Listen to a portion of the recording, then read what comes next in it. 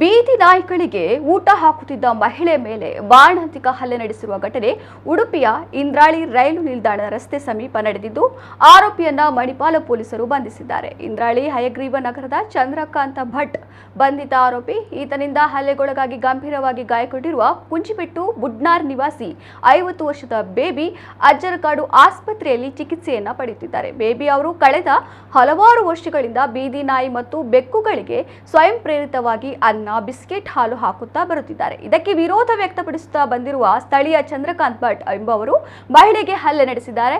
ಮರದ ರೀಪಿನಿಂದ ಹೊಡೆದು ಹಣೆ ಮತ್ತು ತಲೆಯ ಭಾಗ ಒಡೆದು ತೀವ್ರ ರಕ್ತಸ್ರಾವವಾಗಿದೆ. ಕೂಡಲೇ ಸರ್ಕಾರಿ ಆಸ್ಪತ್ರೆಗೆ ದಾಖಲಿಸಲಾಗಿದ್ದು ವೈದ್ಯರು ಚಿಕಿತ್ಸೆಯನ್ನ ನೀಡಿದ್ದಾರೆ. ಈ ಘಟನೆ ವಿರುದ್ಧ ಪ್ರಾಣಿ ಪ್ರಿಯರು ಆಕ್ರೋಶವನ್ನ ವ್ಯಕ್ತಪಡಿಸಿದ್ದಾರೆ.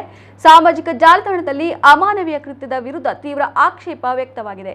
ಬೇಬಿ ದಲಿತ ಸಮುದಾಯಕ್ಕೆ ಸೇರಿದವರಾಗಿದ್ದು, ಆರೋಪಿ ಚಂದ್ರಕಾಂತ್ ಭಟ್ಗೆ ಕಠಿಣ ಶಿಕ್ಷೆ ಆಗಬೇಕು ಎಂಬ ಒತ್ತಾಯ ಕೇಳಿಬಂದಿದೆ. ದಲಿತ ಸಂಘರ್ಷ ಸಮಿತಿ ಮುಖಂಡರು ಆಸ್ಪತ್ರೆ ಮತ್ತು ಮನೆಗೆ ಭೇಟಿ ಕೊಟ್ಟಿದ್ದು, ಬೇಬಿ ಅವರ ಕುಟುಂಬಕ್ಕೆ ನ್ಯಾಯ ಒದಗಿಸುವುದಾಗಿ ಭರವಸೆಯನ್ನು ನೀಡಿದ್ದಾರೆ.